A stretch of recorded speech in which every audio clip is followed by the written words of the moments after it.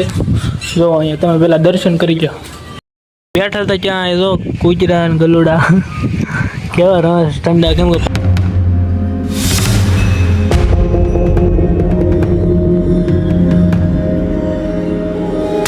Hello guys, કેમ છો? મજામાં? આશા કરું છું મજામાં રહેશો. પહેલાં તો બધાને બાપા સીતારામ કે ગુડ મોર્નિંગ તો કહેવાય ને, કેમ કે બપોરે વ્લોગ ચાલુ કર્યો 3:30 વાગે, કેમ કે સવારનો કાંઈ કન્ટેન્ટ નહોતો એટલું હોય, પણ એક ભાઈબંધ હારે આવ્યો હતો તો કન્ટેન્ટ થોડુંક લોકેશન ને એવું બધું મળી ગયું છે, તો તમે વિડીયોમાં બન્યા રહીજો, તમને મજા આવશે. જો પહેલાં તો હું આવી ગયો તો આપણે અહીંયા ખોડિયારમાંનું મંદિર છે.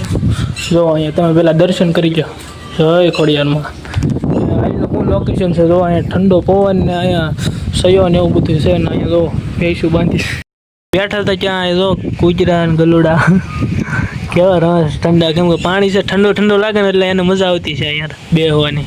કેમ કે બિચારા તડકાનો અત્યારે તડકો કેવો પડે તમે આમ જોવો તો ખરા. અહીંયા બસ ઊભી છે મૂર્તિ. તો આવું લોકેશન છે, જોવો તમે ખાલી. હવે આપણે અહીંથી નીકળી જવાનું છે, કેમ કે આપણે બીજું લોકેશન તમને દેખાડવાનું છે કે પવન ચક્કી ને એવું બધું લોકેશન છે, તમને મજા આવશે, જોજો તમે. આપણે ગલુને બાય બાય કરીને નીકળી જઈએ. Bye bye.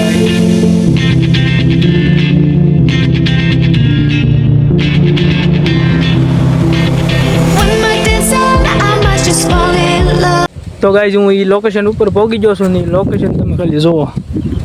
આગળ હું તમને શૂટ કરીને પહેલાં બતાવી. આ જો પવન ચક્કીના લોકેશન છે ને બધા જુઓ ખાલી.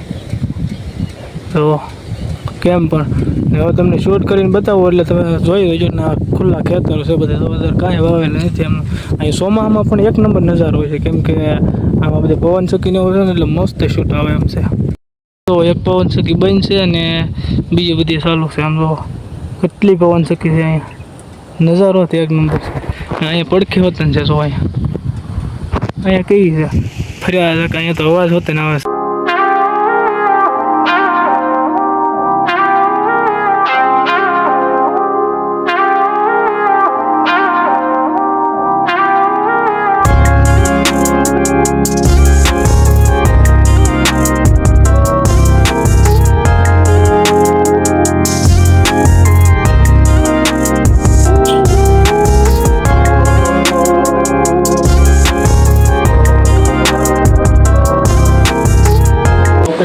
વ્યૂનો આનંદ લઈને રહ્યા હતો ઘરે, કેમ કે તડકો બહુ હતો એટલે થાકી પણ બહુ ગયો.